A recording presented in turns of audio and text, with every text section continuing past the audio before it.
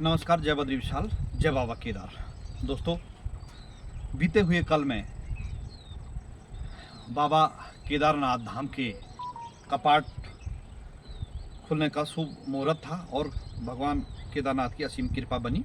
कल जो है भगवान केदारनाथ के कपाट खुले और आने वाले कल में भगवान बद्री विशाल के जो है कपाट खुलने वाले हैं।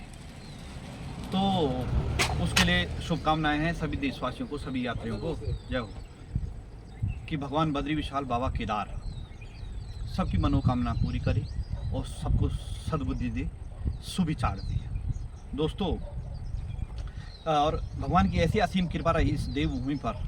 हालांकि अन्य प्रदेशों में उतनी बारिश हुई या नहीं हुई, तो आप देखें चारों तरफ का जो है मौसम बिल्कुल सुहाना हो गया और धुंध जो धुआं था वो बैठ गया, यानी पानी के साथ वो नीचे आ गया। उसमें आपने देखा कि हमने भी महसूस किया, आपने भी महसूस किया होगा कि जैसे बाज़ारों में हम जा रहे थे और आँखों में, जब ज़्यादा बाज़ार में रह के आँखों में मिर्च जैसी लग रही थी, तो वो धुआं आँखों में, हमारे नाक में, कानों में इस प्रकार से जा रहा था जिसका हमको जो है महसूस नहीं हो रहा था। लेकिन अभी जो है मौसम सुहाना हो गया, तो देवभूमि उत्तराखंड में अभी अच्छा मौसम हो गया है।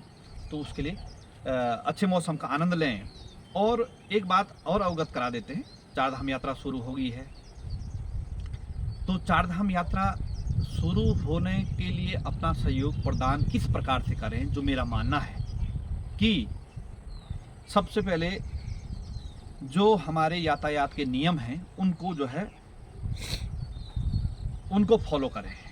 क्योंकि यदि यातायात के नियम का उल्लंघन करेंगे तो उससे अपने को ही नहीं, अन्य लोगों को भी परेशानी होगी। आने वाले यात्री हैं, माना कि मैं बाज़ार में चले गया और मैंने अपना वाहन यातायात के नियमों के अनुसार नहीं खड़ा किया, यानी कहीं पे मैंने सामान लेने के लिए चले गया, इस प्रकार से जो है फिर आएगा, जाम लगेगा, गाड़ियां जो है, फिर जो आने जाने वाले जो आगंतुक महानुभाव हैं तो उनको जो है परेशानी होगी। और परेशानी होगी तो कहेंगे यार ये उत्तराखंड ऐसे है, उससे एक गलत संदेश जाता है।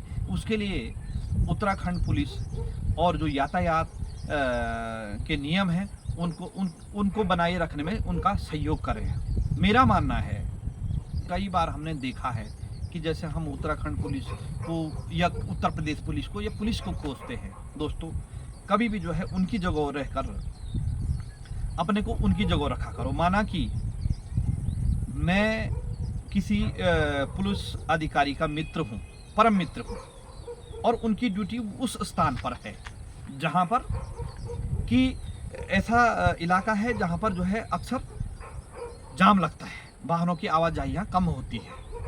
तो और वहाँ पर कोई ऐसा मूवमेंट है, कोई बड़ा सचिव लेवल का या जिलाधिकारी लेवल का अधिकारी आ रहा है, और यदि वो मेरे मित्र की जिसके साथ मेरी मित्रता है, पुलिस अधिकारी, उसके साथ मेरी उसकी ड्यूटी है वहाँ पर, और मैंने वहाँ पर वाहन खड़ा कर दिया, तो हमारे पहाड़ में कहते हैं गर्म दूध, जिस दूध को न निगला जाता है न थूका जाता है। कहते हैं कि निगलेंगे तो गला जलता है और थूकेंगे तो दूध है।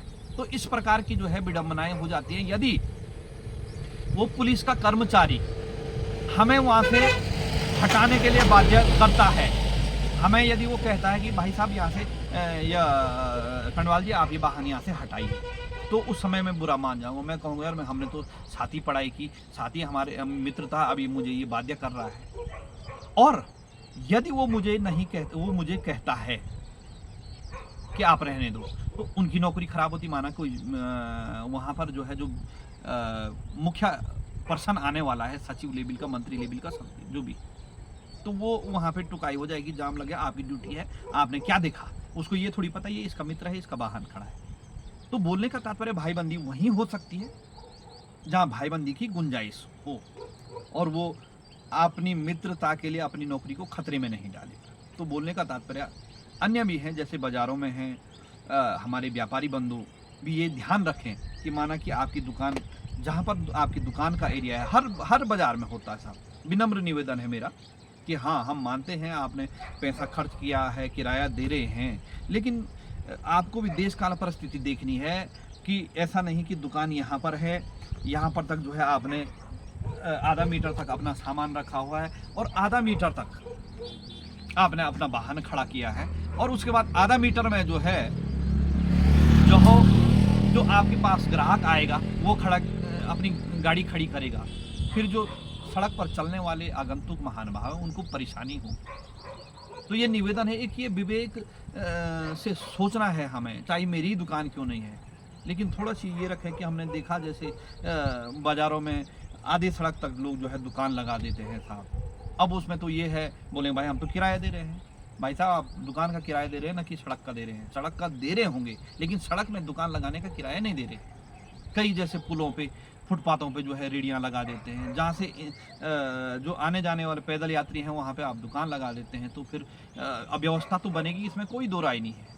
क्योंकि यदि वहाँ पे दुकान लगी, जाने वाला उधर से गया, फिर उधर वाला जो है जहाँ वो बाहर ने जाना वहाँ से इंसान जाएगा, तो फिर जो अव्यवस्थाएं बनेगी।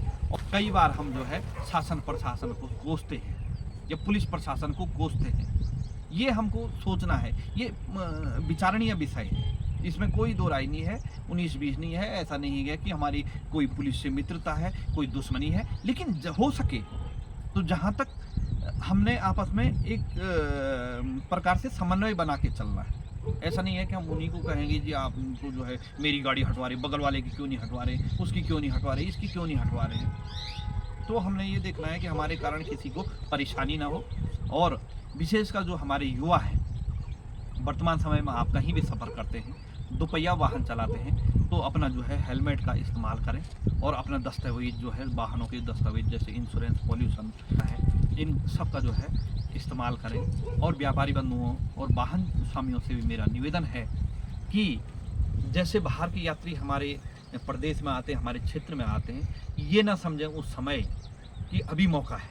देखिए एक कहावत है कि समय से पहले किस्मत से ज़्यादा कुछ नहीं मिलता है। यदि मेरा समय नहीं है, आध्यात्मिक दृष्टिकोण से बता रहा हूँ कि यदि मेरे पास समय नहीं आया कि मैं माना कि 1 करोड़ रुपया रखूँ, मेरे पास दोस्तों 1 करोड़ आएंगे, लेकिन वो किस रास्ते चले जाएंगे वो मैं समझ ही नहीं पाऊँगा।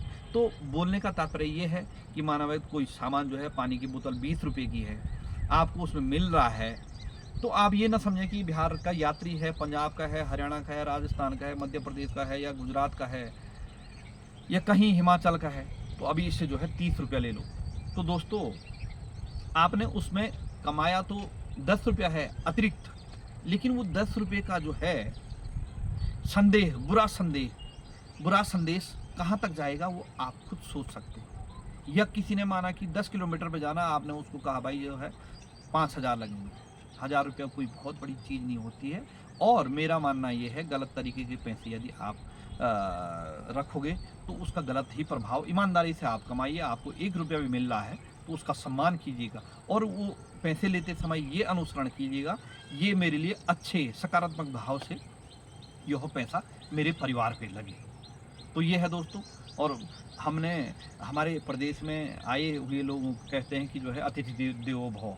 हालांकि हम ये नहीं कहते हैं कि यदि कोई इस प्रकार के लोग भी आते हैं कि जो असामाजिकता फैलाते हैं, तो उसके लिए कानून की प्रक्रिया बनी है। आप जो है आपके साथ कोई गलत व्यवहार करता है तो उसके लिए जो है जो भी आपको कानून वो है, पुलिस चौकी है या थाना है, वहाँ पे रिपोर्ट दर्ज करवाइए, या विधि विधान है उसका पूरा बना हुआ। तो ये है मेरे बोलने का तात्पर्य। इससे जो है हमारे प्रदेश की, हमारे देवभूमि की छवि खराब ना हो। तो ये है दोस्तों। धन्यवाद, सादर प्रणाम, जय बद्री विशाल।